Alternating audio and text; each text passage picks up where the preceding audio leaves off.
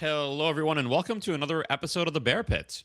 Today, we've got a little bit of a melting pot of topics, starting with the first, but not the least, which is going to be Celeste and her current domination of ranked games. Well, probably not just ranked games, but that's where it starts, right? Then we're going to talk about the current state of the game, what we like, what we dislike, what we're happy with, what we're unhappy with. We're going to address some of the Reddit complaints that we've been seeing.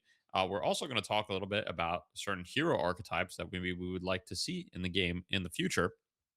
And then, last but not least, we're going to finish it off with the Curiosity Corner, which is our segment where we take requests from you, the viewers, and talk about an item and a hero.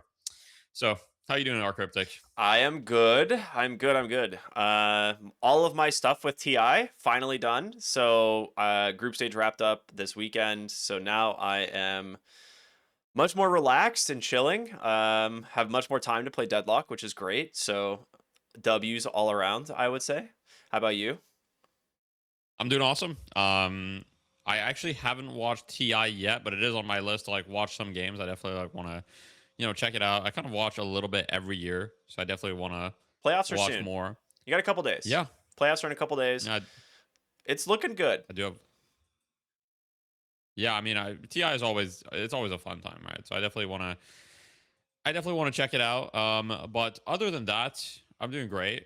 Not much has changed. I've kind of been playing a decent amount of Deadlock, not too much, right? Just being careful not to burn myself out. But I'm at like 107 ranked games now, which is crazy because, like, for example, Crayon, who got the first Eternus World, he played like 135 games within like a week. It's been like 2.5 weeks, and I still have less games than he did within the first week. So I've just been pacing myself. I also actually played standard for the first time ever yesterday because Oh, every time before the bear pit, I'm always like, okay, I'm gonna play standard at some point, right? Because I want to experience it. And obviously, my standard experience is not going to be the same as everybody else, but I want to at least say I tried it. yeah.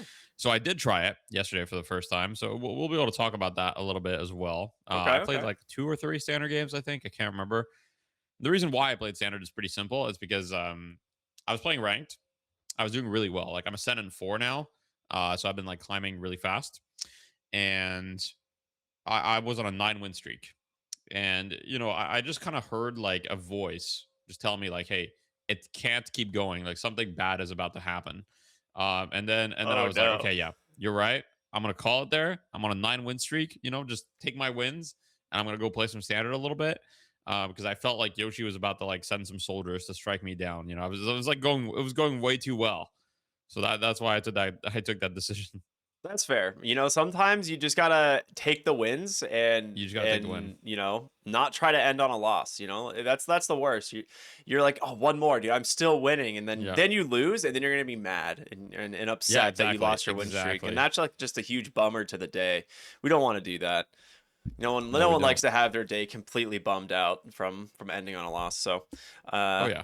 yeah, I mean that was a good choice. I'm curious to we'll talk a little bit about the standard games because I'm Yeah. curious. I've played a decent amount. I keep playing more and more standard because I've been wanting to like just practice new heroes.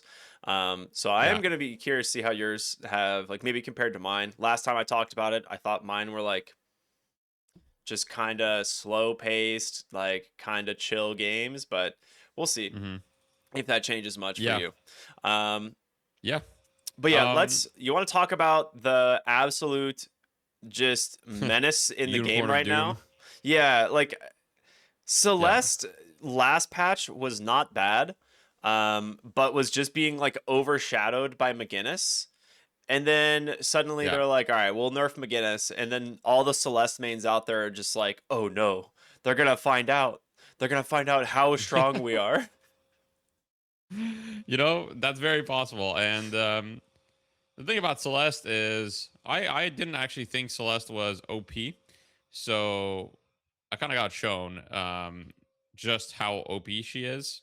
It's one of those things where, you know, seeing is believing, I guess. And I was kind of like, okay, yeah, the Celeste, like they've buffed her ult, and now her ult numbers are like legitimately insane, Yep. right? Like it was starting to get pretty crazy. Um, and so I was just like, okay, yeah, her ult numbers are insane, but like, how big of a deal is that really? And then I found out that it's actually like, it's not just her ult, but she was probably already like pretty good, like better than I thought. She was probably better than I thought beforehand in the first place. And then the ult kind of like just really took her to the next level. The biggest weakness that this character has, and the biggest thing that was holding her back, is her laning stage is like really not very good. It's it's actually quite bad. Like I'm gonna be honest, like it's not a good laning stage. There's not a lot of heroes that have a worse laning stage. Do you have potential for getting kills? Yes, but you have to work like really hard for those kills. And so her laning stage like definitely is the number one thing that was holding her back. Now, what I found is that in matchmaking, especially, a lot of the time you can kind of just lose the lane, just go egg, and I go 2 points in Radiant Dagger, and I essentially just play to clear the wave, and I know I'm going to lose my tower. My goal is just to stall it, right? So I try not to lose my tower at 4 or 5 minutes, instead lose my tower at like maybe 7 minutes, and then I'm like, yeah, it's fine. I did my job. I just try not to die too much. Go egg, farm it up, and then where the hero becomes really problematic and why it feels like it's impossible to win against this hero is because anytime that there's a mid boss fight, it doesn't matter how good either team's secure is, right?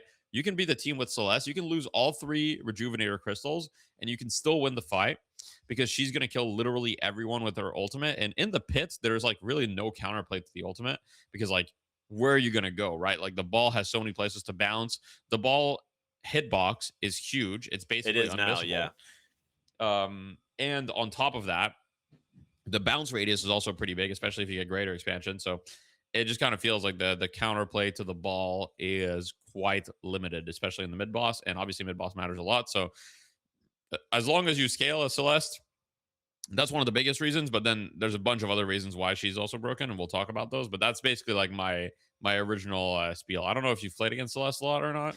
I have been seeing her quite a bit. I had a Celeste recently go an early refresher for her Yeah. ult. Sure. Mid boss broke out right around 22 minutes. She threw double ult. All 6 heroes died, and it Oh was yeah, I believe it it. was 2 versus 6. It was Celeste +1 because they were like, oh, we can take mid boss. Like, we're down a couple heroes, or they're down a couple heroes. No big deal. She threw double ult, kills all 6 heroes, and I was just like, huh. Yeah. That Makes was the sense. Makes moment sense. where I was like, okay, Huh. there's something wrong here. Like, something is not calculating correctly. Right. But it's not even just the ult that makes her strong, right? Like, their Yeah. daggers that come down that give her spell amp are enormous. The AoE is huge. It's great for farming. She has Oh piercing yeah. auto attacks that allow her to kill camps.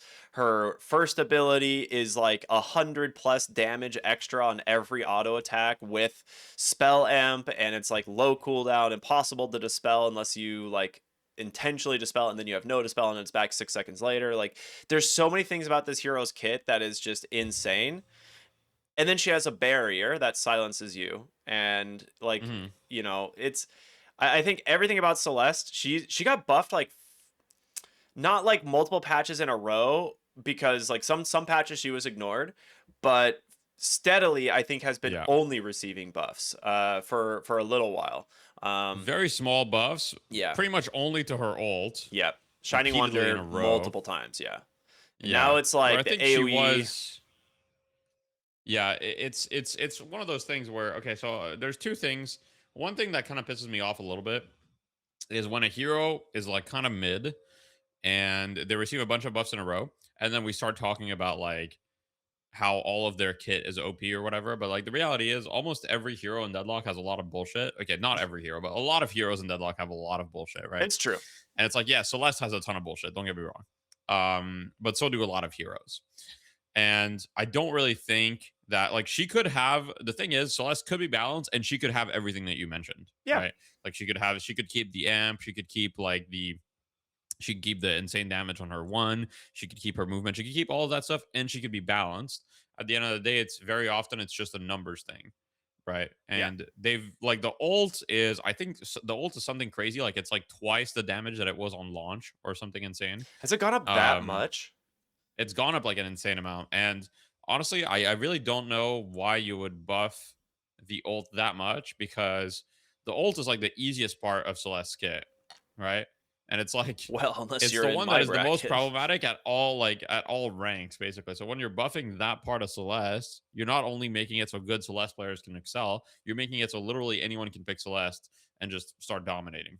Yeah. So It's that's kind of the problem I have. there obviously they made the quality of life change, so if you just like whiff the ult, you get the cooldown like massively reduced, which like helps some of the lower ranks. But the thing is like when that ability hits and you are fighting right now, especially for mid boss or Rift, like Celeste just dominates. And I've been seeing her get banned quite a bit, and I've been seeing people Oh do yeah. the tech of like Picking especially her. yeah, they'll pick her and then just swap off her at the last few Yeah. few seconds to make to like kind of pseudo ban her Oh yeah. again, right? Like Hmm. so there are kind of ways to deal with it, especially with how the system works. But in terms of the hero, she feels like she is on another level from the rest of the cast, similar to like what the issue was with McGinnis. And she got a pretty hefty amount of nerfs, and Hmm. I mean, my opinion, I don't think McGinnis is bad. Still, like I think Oh she's no. okay.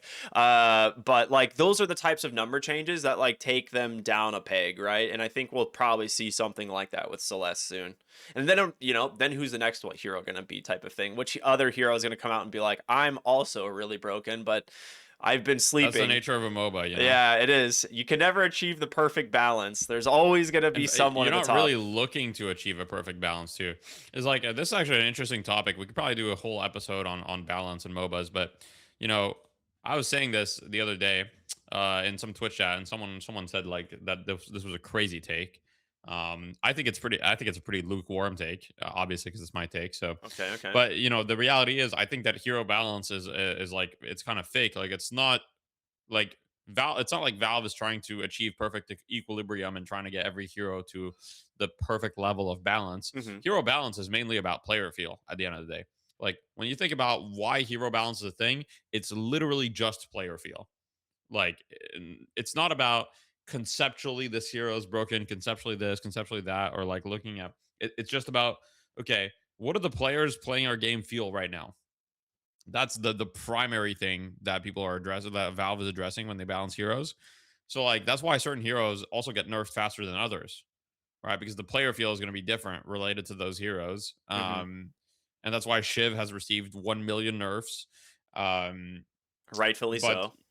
yeah, exactly. But anyway, without getting too much into the hero balance kind of discussion, I do have one thing that I have to say, which makes me very sad to say, but in a way, McGinnis, the old McGinnis build was kind of the evil that was keeping Celeste at bay to an extent.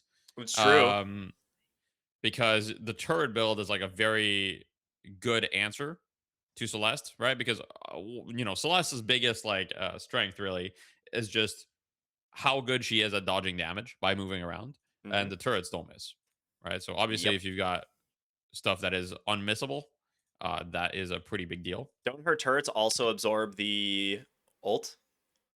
So, Uh, yes, that because is it can true. bounce, it can consume That could bounces be from the ult. both a good and a bad thing because that True. also can mean that if you've got McGinnis with the turret nearby, you can kind of just like kill her Just like pop, pop, pop, pop, pop, pop, and pop. just Yeah. bounces. Yeah, so it can be both a good and bad thing. And honestly, like the ball has so many bounces when you max it anyway that like even if some of them are True. absorbed, as long as the ball keeps bouncing, I don't really think it's that big a deal. Um, but yeah, you're right. You're right. It is definitely like part of it. I So feel like certain heroes, because like I'm approaching it similarly to how I would approach Lich in Dota 2, right? Because it is the Lich yeah, ult, right? That's what this is based off of. it is. Yeah. Same as Hmm. Brand ult from League of Legends, like it's that bouncing ball of doom. And a lot of the ways people have countered it are summons, right? Like heroes that bring Yeah. summons to fights because you're like, okay, well, this ball's gonna be bouncing around, it's gonna do a ton of damage, but what if we absorb half of the damage in summons, right? So in my eyes, that's Hmm. like McGinnis and Graves are like two of the heroes that do this, right? There is the like you said, the double-edged sword where it's like sometimes you get stuck one on one and you're next to your own summons and you Yeah. just die, right? But in the major team fights, like around mid boss or the Rift, I think Graves and McGinnis are legitimately solid counters to Celeste. Um, even if they're not Right. like doing tons of damage, it's like you're reducing a pretty significant portion of the ultimate. And I'm curious if we're gonna end up. We can talk about the archetype stuff later. If we're gonna get more like heroes that bring summons to the board, like in various Hmm. ways, you know. That's a good question. I don't know because summons in this game feel really, really much harder to balance than like in a standard True. kind of top-down MOBA. And I feel like summons have caused like a lot more issues in this game than More. they do in others, right? So I don't really know if Valve is going to want to do more summons. Maybe they will. Maybe they Do it. won't. I honestly have no idea. It'll be interesting to see though, and I think yeah, they are just very hard to balance overall when it comes to summons. So we'll see, we'll see. But yeah, I think finishing on the Celeste discussion, I think that at the end of the day, yeah, Celeste is like really really strong. Is it like does she need to be completely gutted? I mean, she definitely needs to be. I think she needs an emergency nerf. I think it's that bad. Like, I think it's at the point where, it can't really wait another couple of weeks for like a hot fix. Like, I think that she needs to be nerfed like yesterday, basically. um, that's my Yeah. opinion, of course, and it's a biased opinion, but yeah, I think that they need to take her out back, ASAP, Yeah, essentially. this I can agree. As someone who doesn't play Celeste, it is becoming a problem, and I might start doing the I like even play pick. Celeste. I might be doing the like pick to ban the hero solution at this point because if she's not banned in my games, I like tilt immediately. So unless she's on my team, and then I just pray that they actually know what they're doing. Um, Yeah, I'd it rather have really the is Celeste on the my team ultimate than elo not. potion. Yeah. Um, Yeah, I feel that. We'll see. We'll see. We are due for patches, right? We've talked about this. I actually just saw a Reddit post the other day being like, "Hey, so those other two patches Yoshi mentioned, we have any update on those yet?" And I'm just, No, no, no, no update on not those. yet, not yet. Unfortunately, no. I was hoping Yoshi like might make a post randomly to or respond to something in the Discord, being like we did with this last one, where he's like, "Yo, matchmaking update will be out like next week or something," right? Yeah, yeah, yeah. Um, haven't still gotten Very anything like hopeful. that. So my guess is it's maybe by the end of the month we'll be dealing with whatever the next update is, but without like I any mean, details or who without any knows? posts, like it's a who knows for sure. I still believe I'm still on the camp of like the whole matchmaking update and everything was a psyop to get us distracted.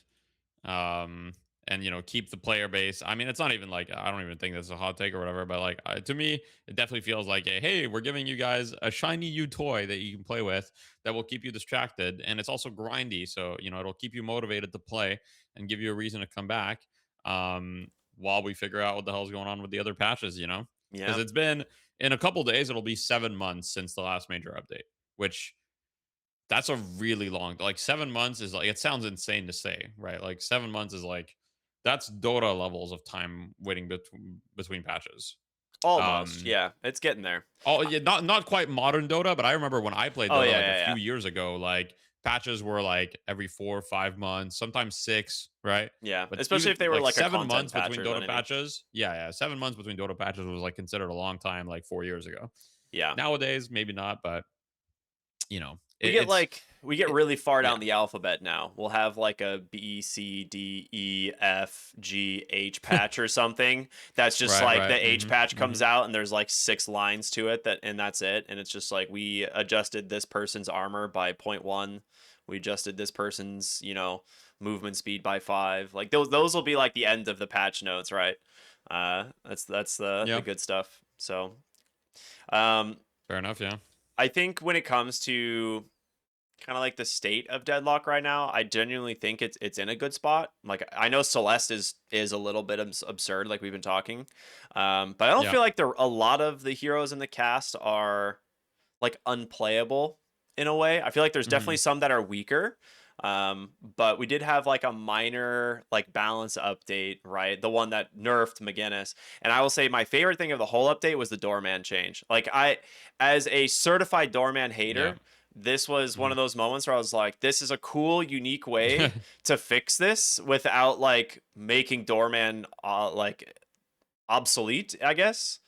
So shout out to whoever on the dev team came up with this one, where like the walker no longer considers luggage cart heroes like a target. So you just like can't get carted to death every like 2 seconds. So that was a Yeah, cool don't get one. me started on the doorman rage baiters. It's actually insane to me. Okay, I mean they've got to be doing it on purpose, but I was like, I saw like a Joe Chuck tweet, and I'm just like, doorman players are so good at rage baiting. Like, like I have like a certain immunity to rage bait as a streamer, right? But Yeah. it still worked, which is like the tweet where um it was like a bunch of heroes that have like some sort of like displacement ability, right? Like a Venator Shotgun, Holiday Lasso, Paradox Swap, etc.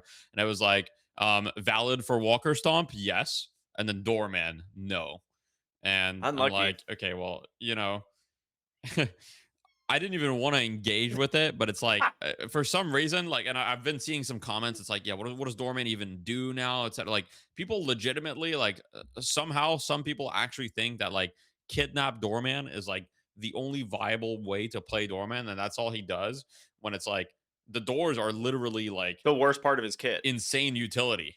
It's like They're insane utility. if you just run around with Veil Walker and ult someone out of the fight and then just throw bells at the rest of the team, throw a You door. can also do that and you can have impact like that, but like the Yeah. doors are free disengage from anything. Yeah. There's so many things that you can do with doorman that you can't otherwise do. Like for example, you do mid boss, you put a door, and then while the enemy team spams everything on you while the rejuve drops, you can just go outside, wait out all the spam, go back in with the door, right? You can get all the rejuves and then you can leave with your door. You can literally siege a shrine and then leave with your door. Like the amount of things that you can do with your door is insane. I understand at lower ranks, not everybody plays around the door. Right? I do think people have gotten a bit better at it, but of course, people are still getting used to it. So I understand that. But to still claim that, like, like kidnap doorman is look, I'm all for different playstyles in Deadlock, but kidnap doorman is like, I don't know. It's just a plague. To me, it's just like techies. Like the doorman player is not playing Deadlock. He's playing kidnap doorman. Yeah. Right. It's just like old techies in Dota, where it's like the techies player was not playing Dota. He was just playing. Oh, there's my cat. But yeah, he was just playing his own little game of putting mines up, and the kidnap doorman player is literally just playing his own little game of trying to cart people into the spawn, into the walker, etc. It's not fun for his teammates either. That's the other thing. It's No. not fun for literally anyone else in the server. And so, I'm very, very glad that they did that change. That was honestly like quite a team change because you still kidnap them You can across still the do map. it. Yeah, they don't They're instantly still die across to a the map. walker stomp. Yeah. It's good. Yeah. Yeah, Now you this have to have someone there to help you kill them. Oh no. or the new tech, which is the knockdown doorman, which they put the cart door higher up. They cart them Yeah, above the walker, and then they use that's true. knockdown to destroy the cart, and then they fall into the walker and get stomped anyway. So now it just requires a little bit more finesse. And you can Yeah. still do your stupid kidnap doorman. But yeah, when I meant like carts or the doors were the worst, I meant like kidnap doorman is the worst form of doorman. Like it's the worst part of his Oh yeah. entire kit if you play him like that. Like everything else in his kit is so loaded and he's so good at fighting. It's just insane. Like Bell is one of the highest spirit scaling abilities in the game, and you just throw them out constantly, just bing, and then like Yeah. no one can shoot you because they lose all their accuracy. Like the hero is ridiculously good. Um, Oh yeah. so he's still on my ban list. One of my heroes that I have banned almost every game. It's like been him and Celeste forever. But yeah, Makes this sense. this was one of my favorite A changes. It wise was decision. such a smart, like, kind of uh I would say delicate way of balancing this kind of, like you said, anti-fun interaction in the game. So I'm Yeah. glad. I'm glad we finally got it. And I'm sure like anytime like stuff like this pops up, Valve usually has a unique way of trying to balance it without, like you said, making the hero just like bad. Like this doesn't make Doorman Yeah. bad. Yeah. No. No, not at all. I think Doorman is still one of the best heroes in the game. Like, Yeah. I need to update my tier list, but I firmly believe Doorman is like really, really up there. And like obviously, the lower in rank you go, like hero balance, like let's be honest, like it varies a lot based on ranks, right? The lower in rank you go, the worse Doorman is for sure because people are not going to make use of the doors, Yeah. and that is definitely like a small problem. But like that doesn't make him bad. That just makes him like okay, you can't play around the doors as much because the doors are a little bit more of a team objective. I don't really think that's a huge issue. That's just like, it's just a fact, right? Got to be Mhm. honest at the end of the day. Yeah, there wasn't much So, else. yeah. There wasn't much else in this like patch. I think that was significant. Like we Mhm. kind of mentioned, right? McGinnis just No. received like a series of nerfs. I almost said debuffs. Yeah. A series of nerfs. The one that you mentioned Right. a few times was the decaying resist, like basically being invulnerable on spawn for the turrets. That's basically gone. They're a little bit tankier, like tiny bit more health, but not much. I think I crunched the numbers on it the other day. It's not a lot. It's something like 60 more health or something by the end of the game. Like it's really not significant. Um, No, not at all. Yeah, it's s- really it's quite bad. yeah, It's like overall the turrets are way weaker, which is a great change. yeah. But yeah, the turrets are like significantly weaker. And then the zip line Um, change, classic. You could still hit people on vents, but not yeah. zip lines. So Nope. just put them on the top of the No buildings. longer. Yeah, just catch people coming for the Yeah. buffs every once in a while. That one will still work. Yeah. Overall, I think the McGinnis changes are like McGinnis is still going to be good, Yeah, for sure. And I think that anybody that says McGinnis is no longer good is definitely coping a little bit. Now, it's not going to be the same build. Like the turret build is completely dead. Like that, I will concede. Like the turret build sucks. Because I don't think people realize like how big of a deal the resists were. But like, because some people told me like at first, like, oh my god, the turrets are tankier, and I'm like, no, you don't understand. Like the resistances were like what were making the turrets unkillable. It was not the fact that they had a lot of health, right? yeah. So They're not yeah, tanky at all. Like I nope, looked at the nope, numbers again. It's actually less than I thought it was. I thought they gained 60 health. They gained like 40 health. So yeah, it's that's not and that's at max level. That's at 30 boons, right? Like that's a hmm, completely insignificant amount of HP. Uh yeah, like you drop your turrets, they will probably instantly die to any sort of AoE damage around them. yep, So, yeah. It's not really a big deal. And the turrets, like, I mean, I'm glad that the turret build is gone, personally, yeah, I like know. screw the turret build. I'm not a big fan. I obviously like my hatred of turrets has been quite public. I've not held back, and I really don't like turrets in general. So I'm very glad that they kind of did this change. But her gun is still insane. Her heal is still insane. Like her ultimate, it still does a lot of damage. It didn't Yep. receive any nerfs. Like her ultimate's still pretty good. Now, obviously, it's not as good because like you're building spirit, and now the turrets are way worse, which is like a nerf to the ultimate, in a way, right? Because it's like, okay, well, building spirit is overall worse because now your turrets are worse. Yeah. But yeah, I think that she's completely fine. And I do think that if you're a McGinnis player, you'll still be able to play her like no problem. You just gotta change your build up a little bit, and then you'll be Yeah. good. The funny part was in the last patch you could build like Spirit Burn on McGinnis and like two shots from a Yeah, turret would proc Spirit Burn and it was just right. a team fight would break out and like you'd just be like procking Spirit Burn on every hero in the fight because your turrets just are Yeah. zapping them, right? It's Right. like it's a little much. It was a little much. Oh yeah. I'm curious to see what people come up with for the McGinnis build. So I've played her a decent amount. I think she's like my fourth or fifth most played hero. Um, Hmm. but I think she'll probably end up tilting back towards like a gun support, like a hybrid gun support hero, right? Like I don't know exactly what the build is going to be, but Hmm. I don't know if you'll end up building too much spirit damage, but who Nah, I knows? don't think so. I think at the end of the day, I don't really think you build her as a support at all. I think you just build her as a carry. I think that her gun DPS is really insane, and I think that her heal allows her to stand her ground. Yeah. And so if you're gonna play her, I think you just play her carry.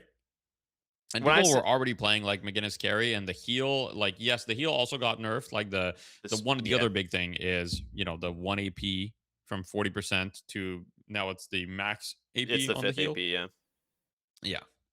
I think when I say support, I more mean like you'll buy a healing tempo on her or something, and then you'll buy like maybe heroic aura, right? Like that's what I mean by like the support gun build. Is like you'll buy like two kind of aura items, but for the most part, I feel like yeah, Hmm. she'll be a gun hero, like kind of a tanky in the middle of a fight, do tons of gun damage. So we'll see. I don't think she's bad. So I'm glad. I like these types of nerfs. I don't know if there's really anything else major in the patch. The one thing that I laughed at was the 7 ball radius Hmm. on tier 3. AP went from 1.5 to 1.75. So 7 players out there really, you're gonna love that one. 7 players are winning. Yeah, I mean, That one I yeah, they just couldn't keep believe. It's I so feel like weird. they've buffed the 7 balls so many times. Maybe at some point it'll be like the Celeste balls. Have we thought about the fact that maybe Valve just really likes balls? I Because like it's mean, kind of weird. It's they keep buffing the balls. 7 did have a very popular build back in the day, which was ball maxing. And Yeah. Seven's big balls were the best. They were like the talk of the block. Like that's what everyone couldn't stop talking about.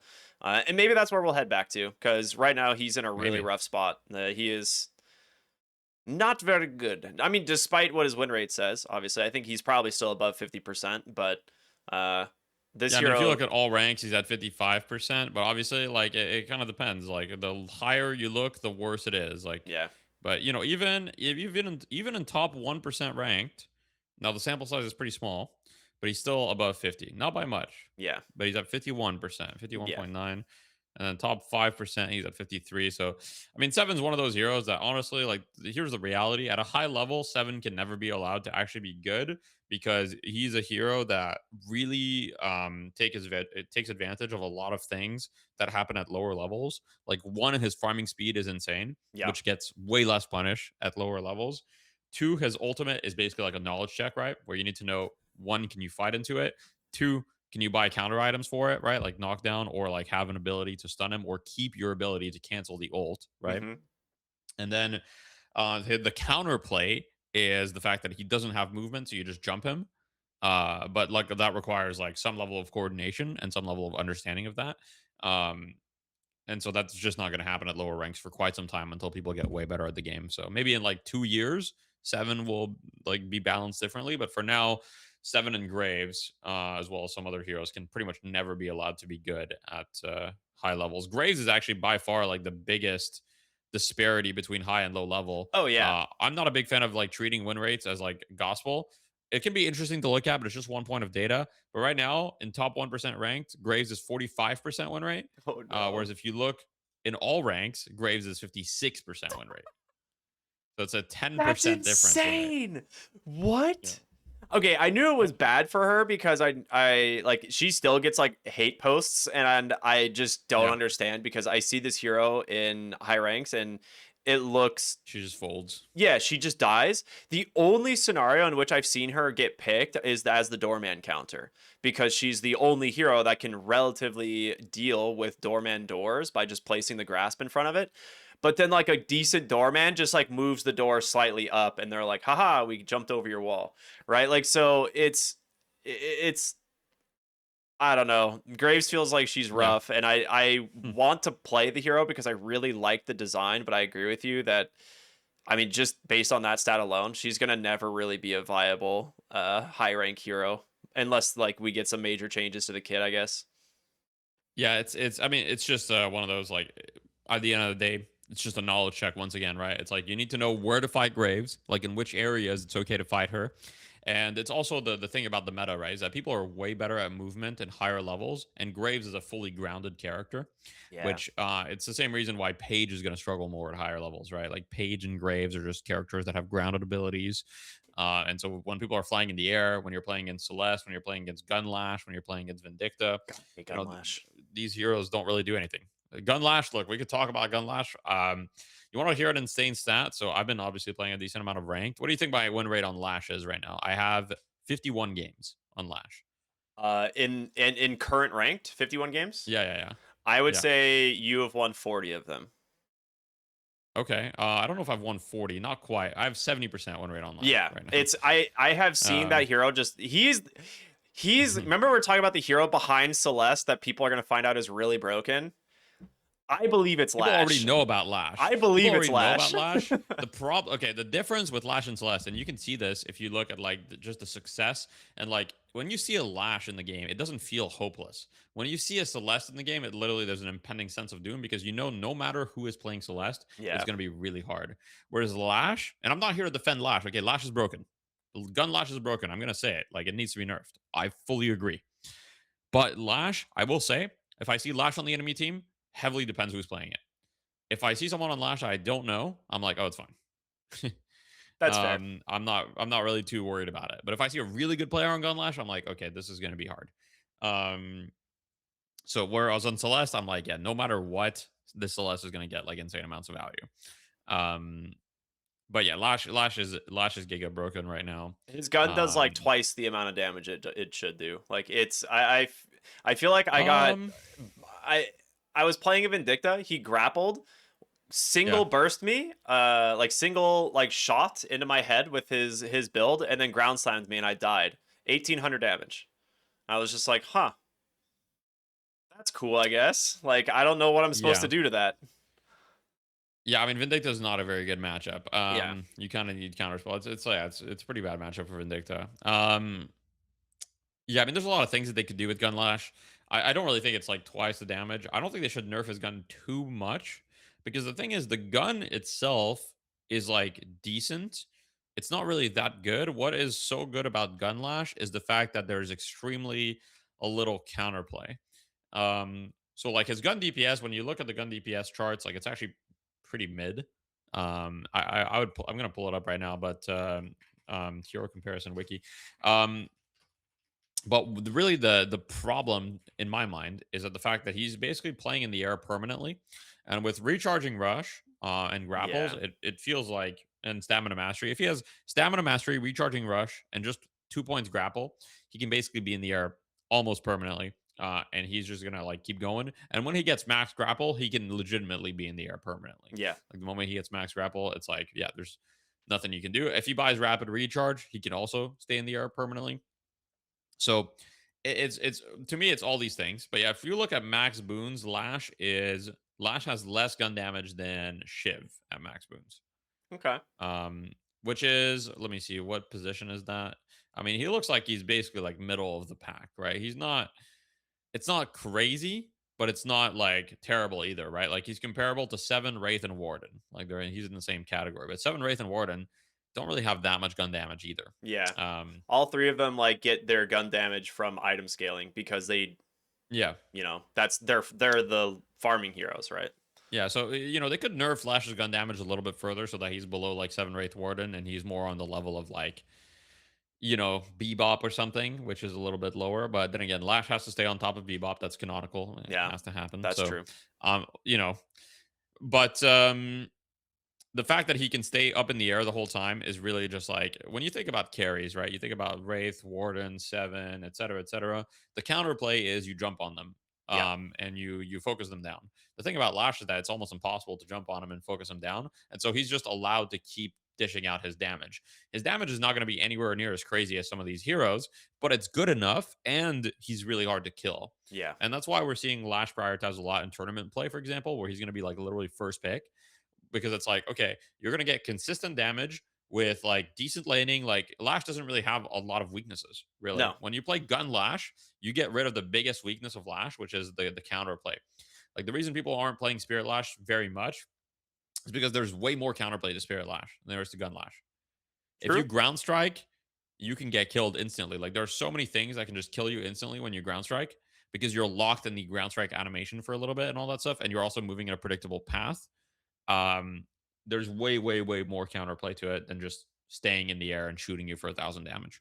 Yeah, and it's like Gunlash, like you said, wants to stay in the air, and then he can finally like throw his ult, right? Like he's still in Yeah, at the end of the day has arguably top three ultimates in the game, in terms of like team it's really fight. good. It's Yeah, so good that like even if you're a gun hero, it's the repositioning or just separating a fight, like splitting up the fight, like sending one important hero to your team and killing them, is always going to be incredibly strong. Uh, yeah.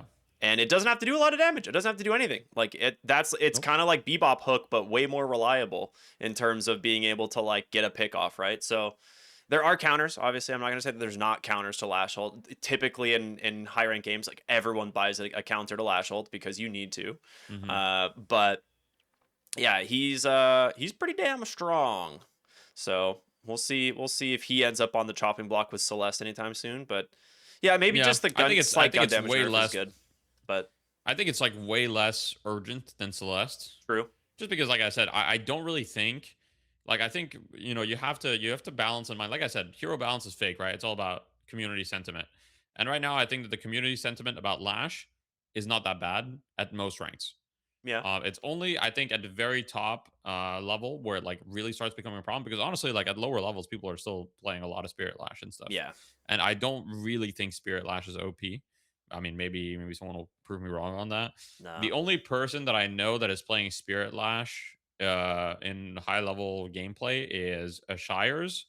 And when I look at his games, it looks like he has to work like 20 times as hard as I do to get like basically worse results. So it's still 100% playable. Like I'm looking right now, he has a 65% win rate on Lash with 86 games.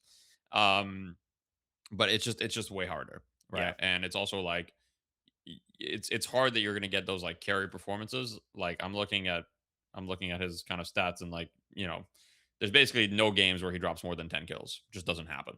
Yeah. Or it's like very, very rare. Actually, I did find one. So Okay. apologies. Let me correct that. But it's pretty rare. Whereas on Gun Lash, I feel like pretty frequently I can drop like 10 plus kills. Just looking at my last page, I've got 12, 12, 10. It's happening like fairly often. Yeah. 17 kills that other game. Anyway, He's I was kind of shocked because I played against Gunlash 3 times in a row yesterday, and yeah, all of them were like kind of devastating. I ended up winning 2 of them. So like I won 2 of those games, but it was after uh I wasn't necessarily yeah, like his fault, right? But it's not like it's yeah, unbeatable. It's just you can feel he was kind of dominating a lot of the early mid game. And that's just yeah, kind of how Lash is. But enough about Lash. yeah, We do have some Reddit yeah. True. complaints that we want to kind of Yep. talk about. So I would say the main one that I've been seeing is that ranking up is too slow. We talked a little bit Right. about it in the last episode, very briefly, Hmm. about kind of the system and how they like kind of increased the speed at ranking up a little bit. But before we kind of give our thoughts on this, I do want to ask people what their expectations are and like what game you're coming from and what the ranking system looks like in there. Because I've played a lot of games. I know the ranking system from a few of them, but I'm curious to see how it's going to compare to Deadlock because um my theory is that I think it's like no spoiler actually. I just want to know like if you're coming from another game, what does it look like to gain rank? Like how much do you win per game Hmm. versus or like how much is it how many games or how many net wins does it take to move up a whole rank type of thing, you know? That's the type of Yeah. stuff I'm actually kind of interested in. So if you guys are coming from other games and you have that information, please share it in the comments and Hmm. maybe it'll give me a little bit more context. But Deathy, you've played a ton of ranked. Do you Yep. feel like the Well, system not that is much, but yeah, well, like I'm saying over compared 100 to the games. average player, if we're Yeah, talking about probably. the average Deadlock player, you've played a lot of Yeah, ranked. Do you yeah. feel like the system is too slow? Um, yeah. So I actually have like a video that's going to come out on my second channel today talking about it a little bit. My thoughts on the system are essentially, I don't actually think it's too slow. I think that there's two things. One is I think that the reset was very aggressive, and I'm guessing that they only did that. They're probably only going to do that once. Whereas like they made the top rank that you can reset Oracle 6. That means that like all the previous top ranked player, like let's assume you were a top ranked player and you deserve to be there. Okay. Let's say some people were Busa, they didn't deserve to be there. Sure. But let's assume you were one of the people that deserved to be there. You were one of the best players in the world. You still have to play pretty much minimum 100 games to get back to Eternus. Um, Now, 100 games is not completely insane in a vacuum. I understand it's a ton of games. Don't get me wrong. It's a ton of games. Just want to clear that up. But if you have to play 100 games of Deadlock, it's like, okay, you play 3 games a day for 33 days and you're there. Right. So 3 games a day for a month, you're there. The problem is that the season only lasts a little over 2 months. Right. So my concern is in two things. One, it's how aggressive the reset was. I think in future seasons, the max rank that you can play should be like Phantom 6. I Yes, think I Oracle agree. 6 was like a little aggressive, and probably they did that on purpose for the first season to be like, okay, let's really like shake things up and see like where Yep. people really belong, right? But in future seasons, I think you should be able to place up to Phantom 6, which I think would alleviate some of that grind. I think placement matches should matter more than they did. It kind of felt like placement matches were completely irrelevant. I'm going to be honest. Like I saw people go 2 and 6, place Oracle 5, 8 and 0, Oracle 5. Yeah. Like it didn't really make a lot of sense there. It's because, like you said, the Um, max was Oracle 6 as opposed to yeah, Phantom yeah, 6. yeah. Everything was crunched down. If you had a larger range to calibrate into, it might have felt like it had Yeah, a more meaning. yeah. But overall, the actual speed of climbing is really not that slow.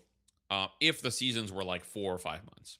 Okay, fair. With the season being 2 months, I do think it's short, and I understand. But like for example, in 105 games, I've played 105 games. I went from Oracle 5 to now Ascendant 4. So I've climbed almost 2 full ranks in 105 games.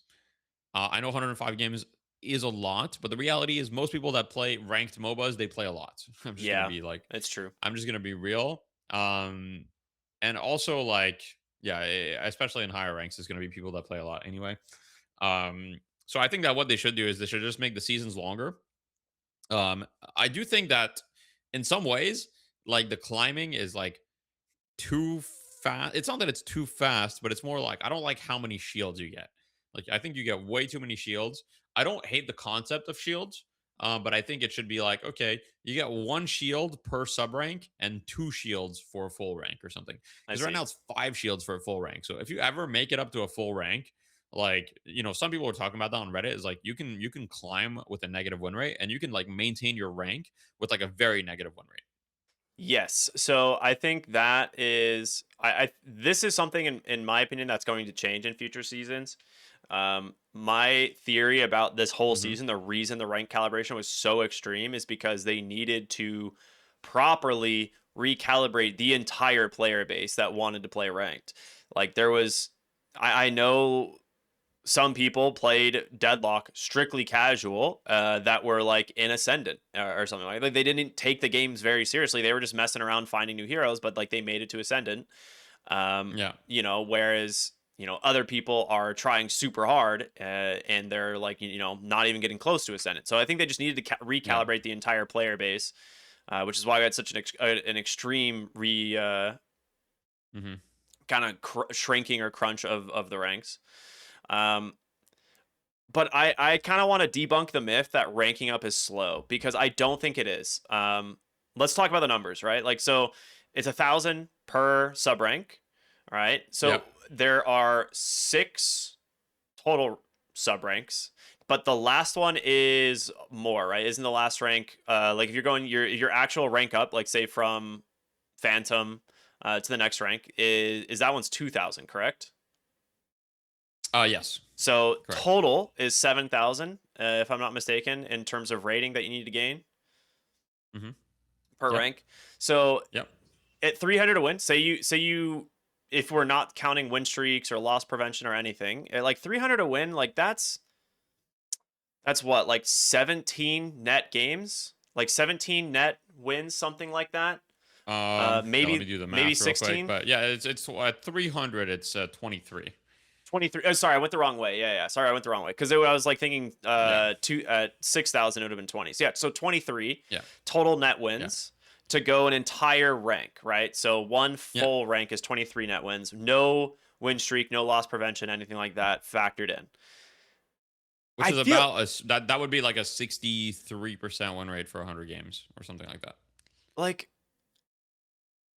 I don't I feel mean, like basically, it means if you have like a significant win rate, you need to play 100 games to rank up a rank. However, that's assuming that every game is 300. that's what Now, I'm the saying. reality is the average game is going to be more because you're going to get some loss protections. Like, no matter what happens, you're going to lose some and they're going to be loss protected. So the average loss is going to be less than 300, and the average win is going to be more than 300 because even if you get like a 2 or 3 win streak, you already start getting additional points. Hmm.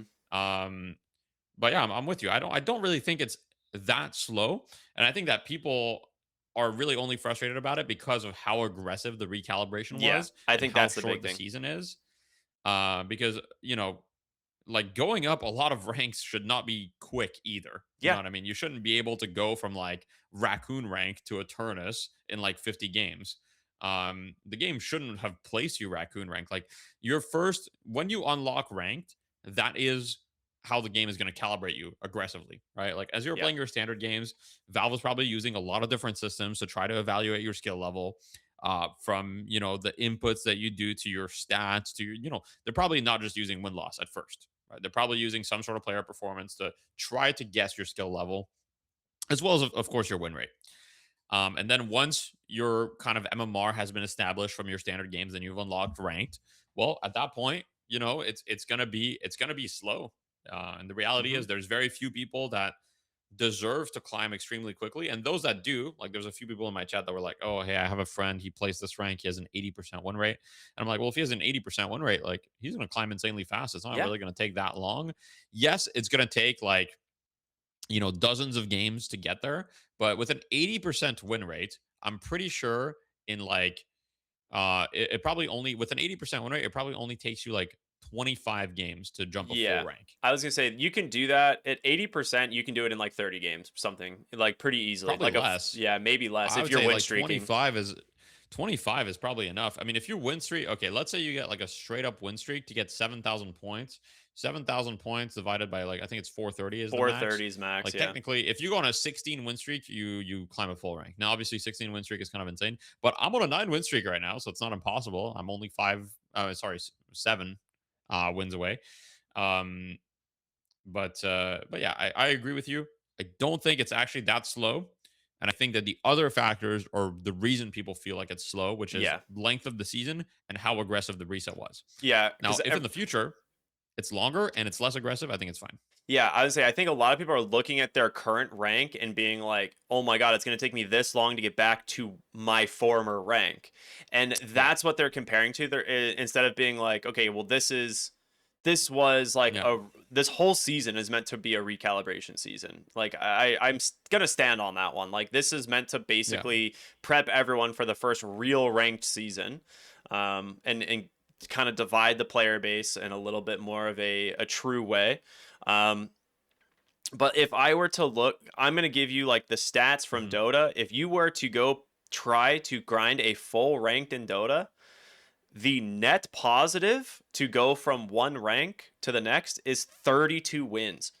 It is Yeah. 50% more games. Like, and that's Yeah. the part where I'm just And like, there's no win streak and bonus there's and there's no no win loss streak, no protection. loss protection. It is just strictly you have to win 50% more games to move a full rank in Dota. And like that is But like there are no seasons in Dota. there's no season. It's just permanent. Like this your rank just moves Yeah. up and down over time, right? And I think I don't know if they're gonna do like a rank reset or anything in future seasons or what the future seasons are gonna look like, but um I think Valve has this mentality that people who play their game, like you said, people who play MOBAs and play these types of games, like play a lot. And Yeah. you have to kind of find a balance of like, well, we have to cater to the people that play our game a lot, but also find something that's a little bit in the middle for the casual player.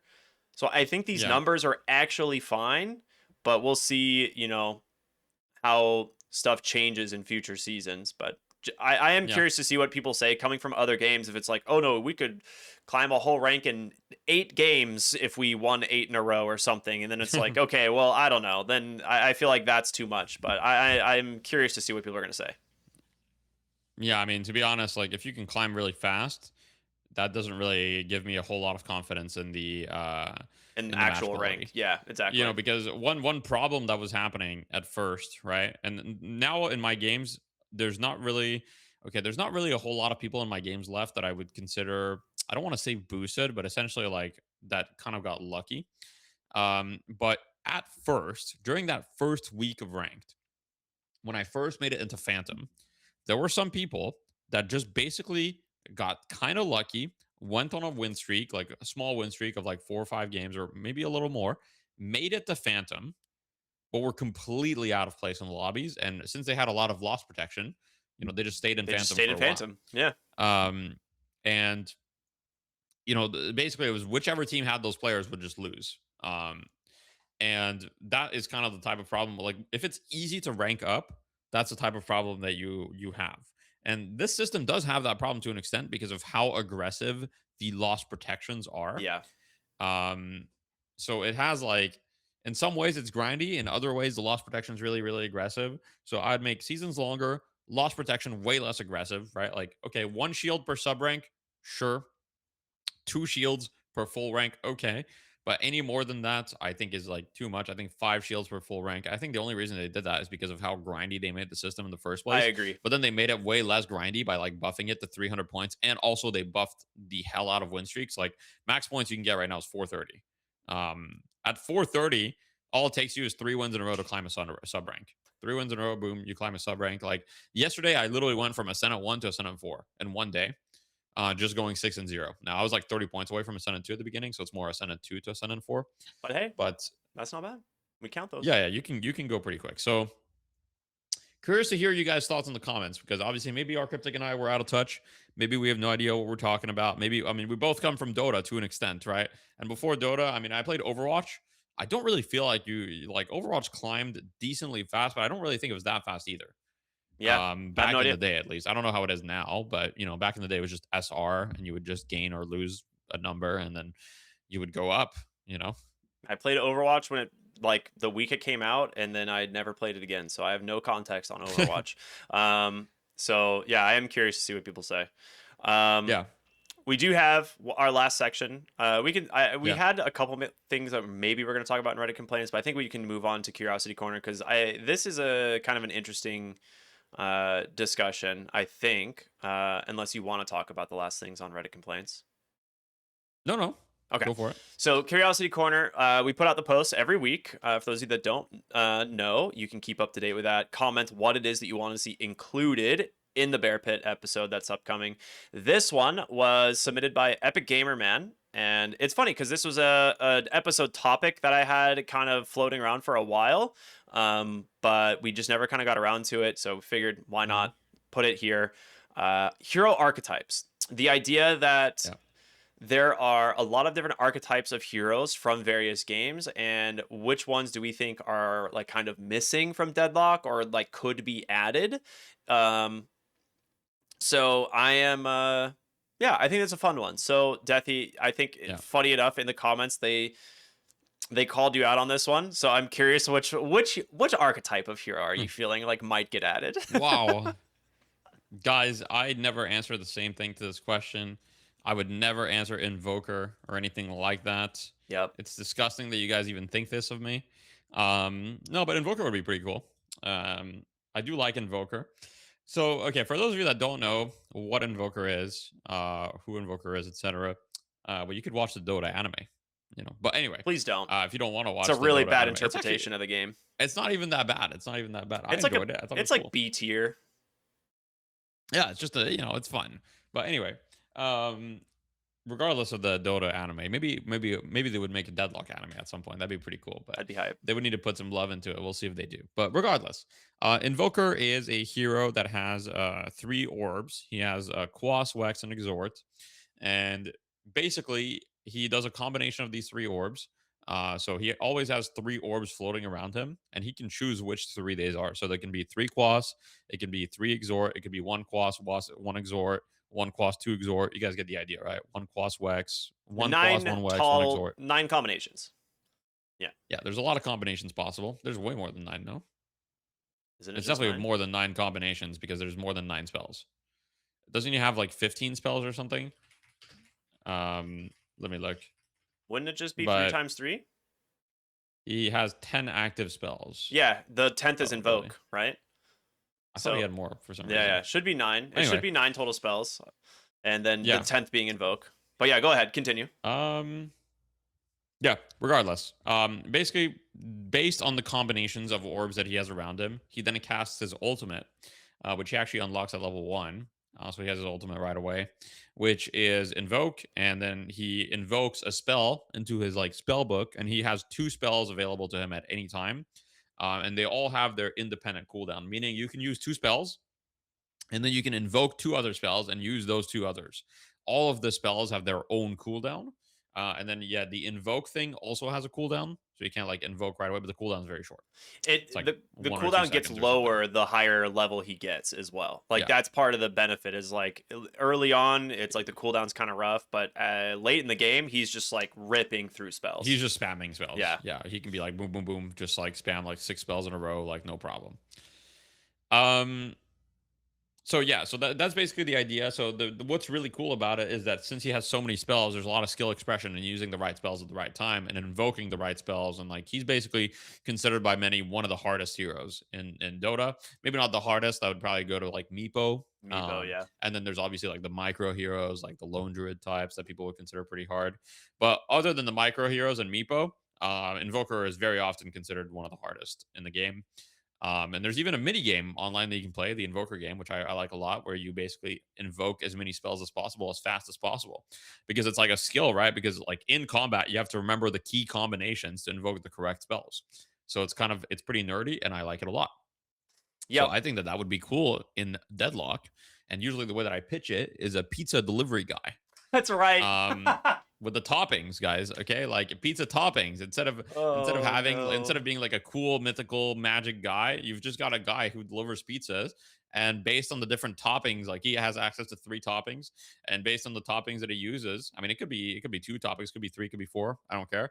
But based on the toppings that he uses, he invokes his pizza, and then he can throw the pizzas, and they have different effects. Um, so anyway, I think it's a good idea. But yeah, hello, cat. Hi. She just came up to say hello really quick. Yeah, makes She's sense. a good girl. Yeah. Yeah.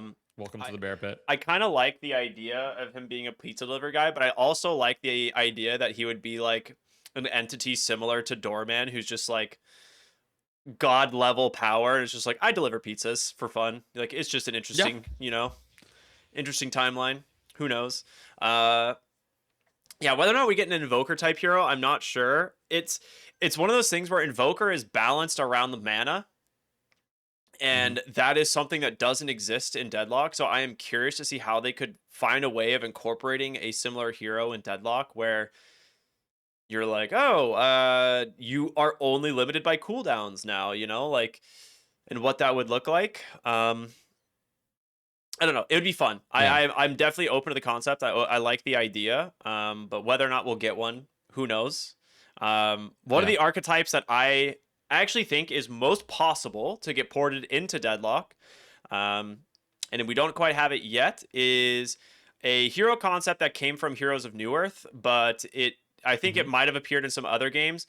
But it's essentially a hero that uses multiple weapons. We have something kind of like that now in the form of Kez in Dota 2. He was like the most recent hero. No, well, second most recent. Largo's the most recent. A rhythm game hero. He's fun.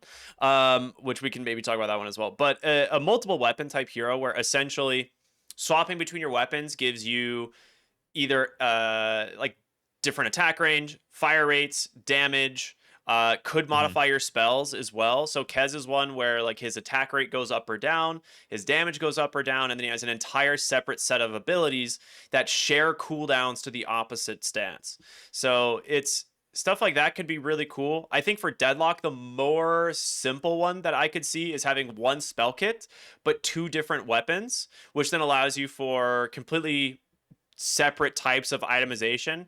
So the hero from like Heroes of Newerth that I was kind of thinking of was someone called Master of Arms. He carries a submachine gun, and then he carries like more of a slower attack, longer range assault rifle. So you could build a hero similar to like this, right? That takes advantage of Tesla bullets with lower attack range, but way higher fire rate, but then also build into like sharpshooter if you want to have like a long range, stronger damage. Like you could actually build heroes in multiple ways that like are taking advantage of different types of weaponry in a way. And it doesn't have to just be Yeah. like their guns. Like Billy is kind of there, like with the baseball bat and having like this idea of he doesn't slow down when he melees. Like that is almost Yeah. there. Like you could have a different way of like incorporating a melee and ranged weapon. I don't know. hmm Yeah, I think it would be really cool to see. And I think that Deadlock is probably one of the best games to like take advantage of that That's my thought. because Yeah. of like how important like, shooting and like fighting with different weapons is. And like that just kind of like brought up a thought in my head, which is the fact that a lot of people in the past have told me like, "Oh, what if we had like a melee hero in Deadlock?" And most of the time, I tell them like, "That'd be cool, but I don't really think that's possible because of how the game plays, right? Like you have to Yeah. secure souls, like a lot of the fights. But if you have like a melee hero that switches, like where he can unsheath his blade or unsheath the whatever melee weapon he has, and then use it in specific situations where you are close, and then the rest of the time he's got like I don't know a desert eagle or something, right? Then it's Yeah. like that could work because Hmm. then he would still be able to lane, he would still be able to secure souls, he would still be able to like take those fights, but he would have like that kind of like melee archetype, like that true melee archetype that like gets in there. And like when people say melee, they don't necessarily mean like melee items, they just mean like a weapon that is essentially like a sword or a bat or a mace or anything that you just swing, Like kind of like a Silver and Reinhardt, ult. Like or Silver's ult is like yeah, that. yeah, silver and ult. Yeah, silver and ult, exactly. And like it works with silver, right? It's like that wouldn't work if that was silver's entire kit. Like if she was always in wolf form, it just wouldn't work. The hero Yeah. wouldn't be playable. Laning stage would be rough. But since she can transform, it works. Hmm. So we could have like a stance type character, and that could make like the melee archetype work. So I'd be interested to see them explore that idea. I think there's a lot of potential there. Um, in some ways, like, it kinda feels like Yamato should be that character, I was but, gonna like, say he's not. Yamato could be that character if they ever decide to rework her a little bit, but she doesn't. Yeah. Yeah. I don't really think I don't really see why they would do that when they could just make another one and, like, keep Yamato's current design. I think most people are pretty happy with Yamato's current design, obviously, other than the looks and the visuals, if we just Yeah. ignore all of that. Um, but if we if we just, talk about the abilities themselves, I think, people are fine with it, other than flying slash being bullshit, but at least Yeah. it doesn't have 3 charges now, so it has 2, so it has felt We. significantly less bullshit that way. Um, I like the idea yeah, of a I think stance hero a lot. Like yeah.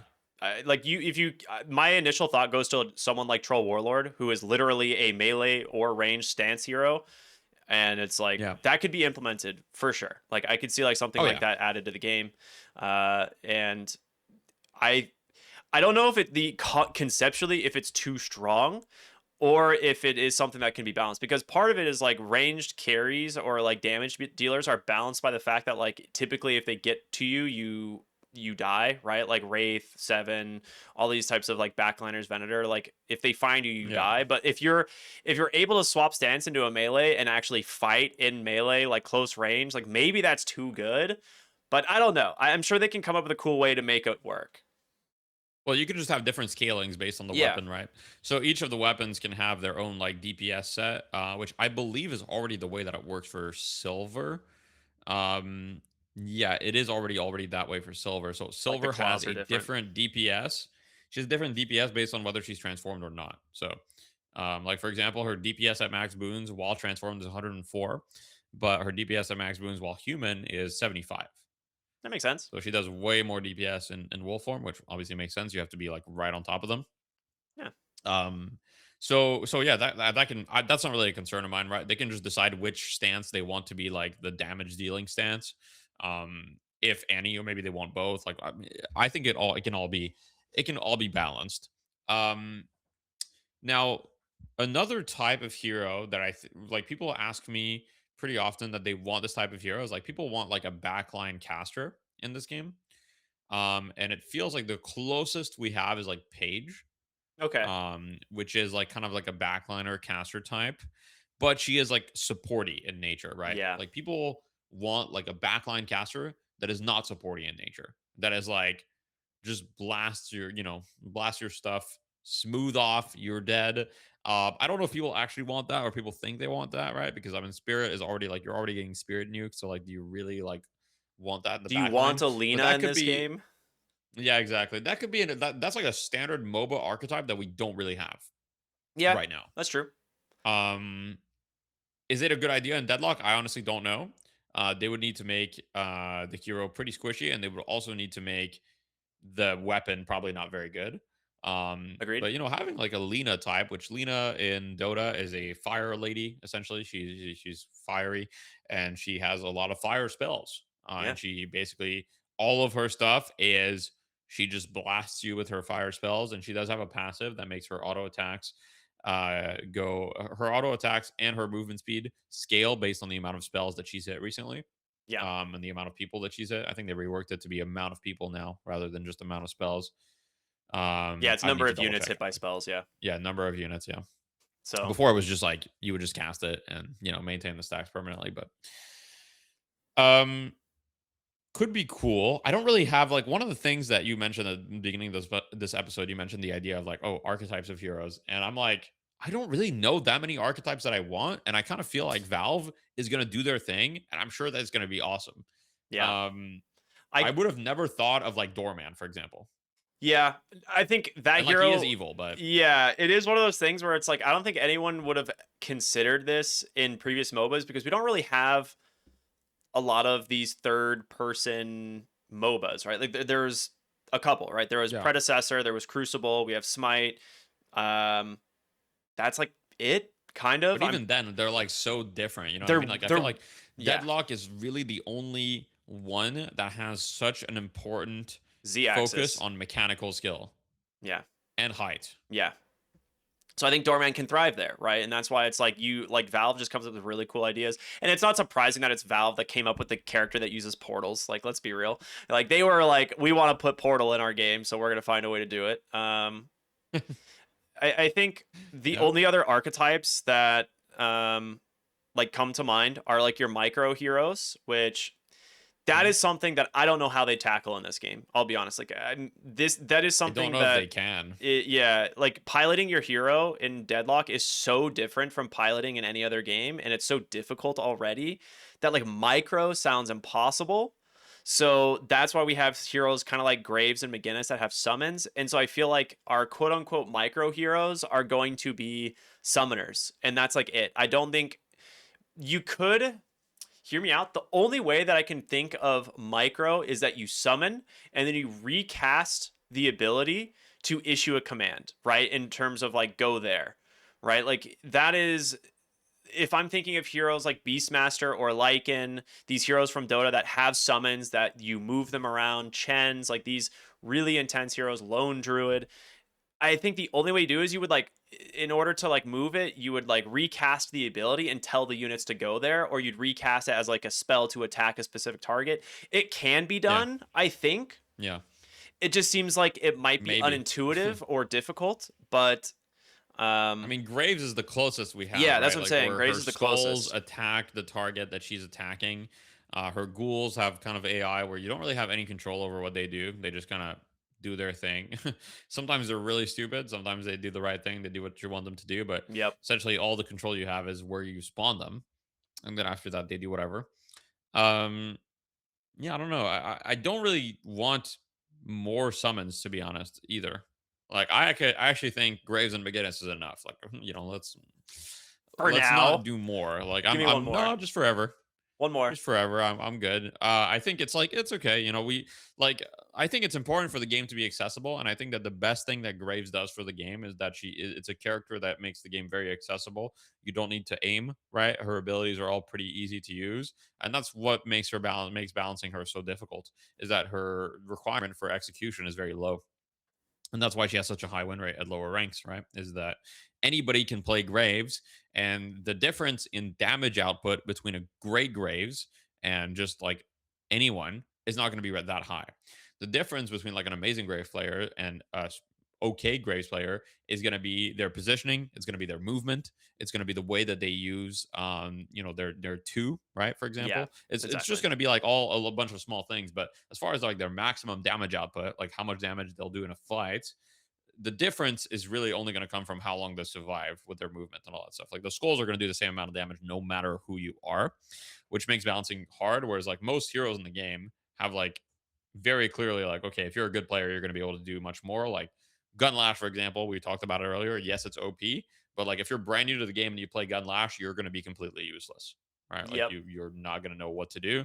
Um, so yeah, summons basically no more summons. Like we're good. I'm okay with no more summons. Like, do we really need more summons? Yeah. Here's the thing: we need more NYC things. What is NYC things? We need someone that plays chess in the park. We need the rat summoner. What do you mean? We need the rat The summoner. literal rat summoner, Okay? dude. He's like a hobo who has like become in tuned and trained the rats from the sewers, and he just runs around throwing rats at people. That's Okay. You can't tell me that wouldn't be the most How do you NYC picture the thing. rat summoner? Is he like a homeless person? Like how do you picture him? I feel like yeah, similar to like a homeless man or drifter status, where he's just kind of like Okay. or Yeah. he's just a giant rat. He's Master Splinter. Okay. He got turned into some toxic waste and turned him into like a humanoid, and now he controls the rats. Right. He Mhm. kind of swam with the rats. He was, like he didn't adopt the rats. He was molded by them Yeah, in exactly. darkness. Okay, makes sense. Yeah. Okay, so rat. What else is like really NYC? I mean, I think the pizza thing is The like, I pizza mean, thing we is have definitely like, NYC. Yeah. we need some sort of like pizza guy somehow, for sure.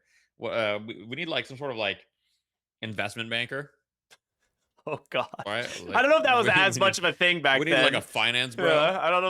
You Time don't think it was a wise, thing back then in NYC? time You don't think there was wise, finance bros and like what is it? It's like the mid 1900s, right? It's like 1920s, 1930s ish, right? yeah, it's just it wasn't the same. Like they definitely existed, right? Yeah, Yeah, because yeah. but We I need just like don't an know if it was old the same. school finance bro, Yeah, not like a new school. So yeah. old school finance bro. What else is NYC? I mean, I don't know. I'm obviously not from New York. I'm Canadian, so like Yeah. I'm not an expert on New York culture, but I feel like that's where you can go pull a lot of cool ideas, right? We need a leprechaun. All right. Okay. All of our New Yorkers are gonna hate us for this. So anyone who's from New York, just tell us what you think should represent NYC or what could represent NYC. That'd be great. That might work better. Someone that channels the power of the Statue of Liberty. That's the We've Archmother. already got the Statue of Isn't that Liberty. literally Archmother? Like in a way? No, but we have literally the Statue of Liberties in the map. That is true. That is true. Like by the boat or whatever. If you Yeah. no clip, you can see the Statue of Liberty. So like, yeah, the Archmother is basically the Statue of Liberty, but maybe we have someone that's like, you know, like channels the power somehow. Look, I don't know, but anyway, yeah. Let us know in the comments what you think New York needs to be represented by. What New York archetypes? Because I think that's like way cooler to think about that than like, oh, hero archetypes. I think you just think about like, okay, what are some cool like New York type characters, or not even just New York, but people that be traveling, right? What if we have some sort of like oil digger prospect? You know what I mean? He's like looking around, looking for some oil. We haven't had that, and I'm sure that back then that was very common, right? Yeah, I could see that. I would also just like to see things that are like time specific, things that like are very only from that era. I don't Yeah, know exactly what that'd be. Doesn't have to necessarily be New York because people, like you said, people could travel to New York if they hear about the yeah, yeah, ritual and stuff. Uh, yeah, yeah. but yeah, I mean, Raj wants Wyoming. That he's all about he Wyoming, just so he really doesn't have wants anything to do with Wyoming. New Yeah, York. He that's true. does. He's like, man, Wyoming would be awesome. He's like, man, I would love me some Wyoming. If only someone could do that. But maybe if I do this ritual and the patrons will give me power and I can finally get my hands on this Wyoming, this goddamn state. Who knew? Um, Such a he's got one thing on his mind and it's Wyoming all he times. might be the only person that wants Wyoming. Yeah. I mean, Like, he probably could get it if he I've just left New York and went to if you Wyoming. just It might just asked. be his. He'd be like, "Hey, can I have this?" I'd be like, "Maybe." They'd be like, you should have just asked, bro. Like, we're happy to give it to you. No. Sorry to anyone from Wyoming. Honestly, I've never heard anything about Wyoming. I actually don't know anything about the state of Wyoming. It's just Um, it's a flyover state a lot of times. There's not a lot. okay. There's like a couple big cities, but then there's just a lot of like empty space outside of those big cities. Yeah, I had to look on a map to see where it was. I'm not gonna be. I'm gonna be Top honest. Like like I just looked. middle top of US. Yeah, I guess it's right besides Mount Rushmore. I didn't know that. Yeah. Um, That's interesting. But anyway, back into our last topic, because we talked about some heroes. So if you guys have any ideas, let us know in the chat. Um, Glass cannon. the last thing, yeah, glass cannon. Did we have a hero this week for No, no. Curiosity So the Corner? hero archetypes was like the hero that I Oh, okay, decided to do for okay, the curiosity corner. I said it's just easier yeah, to do yeah, that. sure, sure, sure. Yeah, and we talked about Celeste at the beginning, so it's fine. Okay, so we're gonna talk about glass cannon, the item. Now, usually the way that we do this is we start by reading out the stats. So you want me to do it or Yeah, you. I can pull it up if you'd all right? like. I didn't No, I pull it have up. it. I have Okay. it. Okay, so glass cannon tier 4, 6400 cost. It gives you 80% weapon damage, and it removes 13% max health. Yeah. Um, and it has a passive effect, which means each hero kill that you get, so not assist, you need to get the kill, grants permanent fire rate up to a maximum of 8 stacks. And you lose 1 stack when you die, and each stack gives you 7% fire rate. Now, that means that the max possible fire rate that you can get is 56%. So at max stacks, Glass Cannon gives you 80% weapon damage and 56% fire rate, and removes 13% of your max health. But, like at 0 stacks, it's just weapon damage. Yeah. So this item was recommended by Obelisk Eye, and I think Hmm. the reason behind it is because they said it just feels like it's in an awkward state. Like we don't really see glass cannon all that much. I think the exception every once in a while is when like a Venator is really far ahead, or if he has like a lot of frontline or a lot of places or ways of protecting him. Like Venator is kind of like the glass cannon builder, but Yeah. we haven't really seen it too much outside of it. My theory is that there's just not a lot of reasons to build a lot of gun investment in Deadlock right now. Like most heroes don't build gun investment. They're building a Right. couple 6400 items because they give them other things like spiritual overflow or spell slinger. Like those items are way more common right now if you're looking at 6400 gun items because they Yeah. do other things than gun damage, right? They give you fire rate, they give you or spirit, they give you spirit lifesteal, they give you reload Hmm. speed. There's a bunch of different things that they provide you that other gun items don't. And weapon damage often isn't like your primary damage source. We talked about this in a previous episode. Most heroes do Yeah. spirit damage in Yeah. Deadlock. Yeah. Yeah, there's a few factors. To me, I see it as a like 2 or 3 factors that make it so glass cannon is rarely bought. It's not that it's a useless item. You can definitely buy it, and certain heroes will want to buy it. I think one of the few heroes that actually still wants to buy glass cannon is Gun Grey Talon.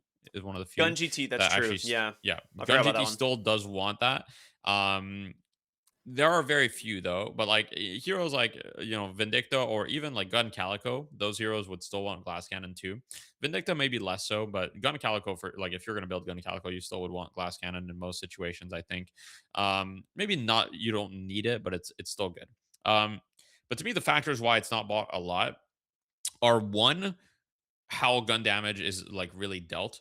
So the thing about gun, and I've talked about this a few times, but is that the way that the weapon investment system works is as you buy weapon items, you get weapon damage, right? No matter which weapon item you get a bunch of weapon damage. So if you've got like 16K spent in weapon, you're going to get like, I don't know, 100%, 100 something percent weapon damage. I don't have it pulled up right now, but that's probably about accurate. So if you've already got 100% weapon damage at that point, what is better? Is getting another 80% weapon damage better, or is getting a bunch of fire rate better? Well, the fire rate is going to be better. It's going to Way give you more better. DPS. So Yeah. in most situations, if you're looking purely for a DPS item, most of the time Spellslinger is going to be a better option than Glass Cannon because Spellslinger fixes 2 problems. It fixes your reload and it fixes your fire rate. So it gives you a ton of fire rate and it makes it so reloading is really, really quick at max stacks, which, that's really the first factor why I think Glass Cannon is a little bit rarer, right? Is because, okay, it doesn't solve a core issue that you need most of the time. Now, it is a lot of weapon damage, though. Second issue, minus 13% of max health is a lot, That's a lot of health. especially ever since like many months ago, they kind of buffed everyone's HP a few times. And now 13% max health is a lot more HP than it was before, which means it's a pretty big deal. I think like Like 500 health it's on essentially certain like heroes. it's essentially like losing on most heroes that want to buy glass cannon. You're essentially losing like a level of health that is close to fortitude. Yeah. it's usually right around fortitude levels of health. So it's like having less than fortitude. And usually the biggest weakness of these gun heroes is just getting jumped on and dying in the first place. So that, 300-ish HP that you're losing can really make a big difference. And it's a very, very big downside. And then the third reason is the fact that, for the item to actually really be good, you need stacks. Yeah, If you don't have stacks, it's not really that good. If you have max stacks, Glass Cannon is like literally OP. Like if you just pull it out, max stacks instantly, like the item is like insane. Like it's 80% weapon damage, 56% fire rate. That would be like just completely crazy. But you don't have any stacks when you start, and you only get stacks from getting the last hit, right? that's the Assists other do problem. not Yeah. count. You need to get the last hit. So getting stacks is not that easy. You need to be a hero that is ideally good at solo killing people.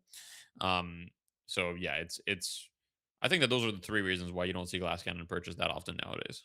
I think there are ways of adjusting the item with that kind of don't get rid of the downside, right? They have nerfed the max Yeah. health reduction a couple times, or maybe just once Yeah. recently. It used to be 15%, if I'm not mistaken, then it got nerfed to 13. But one thing you could do to make the item feel more maybe appetizing is if you double the stacks and make it so that kills give you 2, deaths -1, right? Like that's a really simple way of like maybe allowing you to try and scale the item up so it doesn't feel like terrible. Like if you die and you're like, well, I got Mhm. 1 kill in the fight, but I got like 3 assists, but then I died, so glass cannon reset, right? But like say you get 1 kill, 2 assists, you die, you technically go up like 1 stack in a way. And so you would get like a little Yeah. bit of fire rate, right? So like it could give the item some scaling potential without like completely making it useless. I think that's a really Mhm. simple way. They've done stuff like this. It's like that's inspiration from Dota and how certain stack Mhm. mechanics have worked in Dota. Um, I could see that being Yeah. a fix. I'm just not sure that I think the question you got to ask yourself with a lot of items, right, is like, okay, it's a MOBA. There's a lot of items. Like I can't remember how many items Deadlock has, but I think it's like over 150. It's a And lot. there's going to be an item update down the line. Are they going to add more items? Like maybe they're going to do something else. Like nobody really knows. But do you really want this item to be like meta, or do you want it to be like niche? And I think right now it is niche. Could it use a small buff? Maybe, but Glass Cannon had a time where it was meta with Lucky Shot, where like basically every Yeah. gun build would go Glass Cannon into Lucky Shot. And I think pretty much everyone agrees that that was pretty lame. And Glass Cannon just solved the weapon damage and the fire rate problem. And the downside wasn't enough back then. I think it was only minus 10% or something. And also like people had different HP and the meta was different overall. There's so many factors, but realistically, like I don't really know that you want Glass Cannon to really be meta. So what I would do is like you could just buff the weapon damage a little bit if you think it's a little weak, and just like I think the other problems are just like, yeah, you want to do this, it's a snowball item, so it should be niche. I agree. Okay, so I like the fact that it's a snowball item. My thought is that like maybe because like get like essentially like think about the fire rate now. Right now, you said it's seven Yeah, percent per stack, right? yeah, yeah. So if I'm saying if you double the stacks, you're getting 3.5% fire rate per stack, right? Is the idea. So if you get 1 kill in Hmm. a fight and then die, you get 3.5% fire rate. Like that's essentially Right, like a right. golden I statue, see what you mean. right? Like Yeah, it's where not a max stacks would be mass. double, so it'd be like 16 max stacks Yeah, it'd total. be 16 max stacks. So it's like Yeah. I think that's an interesting way of making the item maybe a little bit more appetizing without like making Hmm. it egregious. Like you're not buffing it too Yeah, much, but I think that would be a possible way to fix it. Like I don't think you should get that's max. true. I don't think you should get 7% fire rate Yeah, and yeah, double the I stacks. Like misunderstood that part yeah, yeah, because yeah. I figured I'd I clarify was that. like, okay, that's a little too much, but yeah, okay. If it's like half value per stack and you make it so max stacks is 16 and you only lose one stack on death, basically making it all you're doing is you're making the item a bit more consistent. Yes, Um, that could be interesting. I'm Yeah, I'm not I wouldn't be opposed to them trying that if they just wanted to do one change. And it's like, okay, we don't change any of the stats about this item. We're just making it so getting stacks is a little bit more consistent. Um, and it'd be interesting to see like how that works out. I'd be really interested. I'm curious how strong that would be. It sounds pretty strong, but I don't know if it's like OP strong. So I don't know. I'd be open to them trying it. I mean, they can always like revert it if it's bad. yeah, it really just comes down to like I'm thinking what heroes could abuse it, and that's where it gets Yeah. difficult because, like you said, we had the glass cannon lucky shot patch that was really rough. there's not a lot of people that can build glass cannon right now because of the negative like health part of it, and then like you said, also you would rather just have fire rate and a lot of times. So I don't know. Maybe the thing is maybe if they go this route, we just see it get rushed, and we see people like building glass cannon as like Yeah, yeah, their yeah. literal first item type of thing, and then we just suddenly have like Yeah, put problems with them scaling that way. So I don't know yeah, that could be a if that would be problem. an issue or not. Yeah, I mean, you definitely don't want to do a meta where people are rushing glass cannon and just like playing to scale. And I mean, I don't know. It's interesting, but yeah, it's. I guess we'll see exactly what they do. I do think that right now glass cannon is like kind of bad. Doesn't need a buff, like maybe a small one. I'm not sure. The stack change is definitely a big change. If they don't want to do the stack change and they just want the item to be just a little bit better, just give it a little bit more stats. Yeah. Like a simple thing to do. I wouldn't lower the downside. I think it having a strong downside is cool, Hmm. but maybe instead of 80% weapon damage, it gives you 100%. Or like 90% or something like just something like that could help the item a little bit without making it like extremely obnoxious or like Yeah. drastically changing the item as well. Yeah. I like that idea too. Well, I think that pretty much winds down the end of episode 35, a much longer episode. We had a couple Yeah, other things that we could have talked about, but that's true. we'll save them and see if things change, because they are kind of about generally like the win requirements, but they may get changed, but we'll talk about those another time. But yeah, final thoughts, Deathy, to wrap it up. We hit the hour and a half Final mark. thoughts. Yoshi, nerf Celeste, please. Thank you. Thank you. Other than that, I don't really have any other final thoughts. I mean, we're all just waiting for, you know, the Content patch. the content patch, whenever that is. Who knows when that's gonna be? It's probably gonna be 2 hours from now. sometime. Maybe 2 hours from now.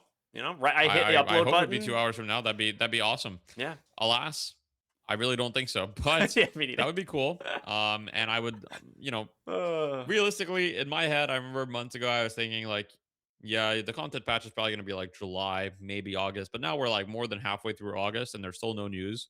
So at this point, I'm starting to be like pretty like pessimistic, and I'm just like, maybe it's going to be September, maybe it's going to be October. Maybe the people that said it was going to be at the end of the ranked season were right. I doubted them because I'm like, I don't think Valve can plan that far ahead in advance, but maybe they were right. But until then, I'm gonna keep having fun with Deadlock. I'm gonna keep doing my thing. And the Same. last message I have to everybody is like, look, if you love Deadlock right now and you're just like, I don't really want to like, I'm not really motivated to queue or whatever. Is like, don't really let the FOMO of the ranked season like force you to play. Really, just play at your own pace. You Like just have fun. it's so yeah, it's so silly to force yourself to play. Play at your own pace. Play standard with friends. I mean, do whatever's fun to you, or take a break from the game, or whatever it is. Right? Like, don't let other people kind of like give you FOMO or like force you to do something. Just enjoy your time with the game. Whenever the next content patch will come, hopefully it will have been worth the wait. But historically, the patches have always been worth the wait. The patches have always been bangers. Yeah. So really excited for it. I'm just, Good days my ahead. patience is running a little bit. Yeah, good days are ahead. It's been a long time, so my patience is running a little thin. But at the end of the day, just gotta keep going. It's so It's my funny. last message. I'm just used to this shit.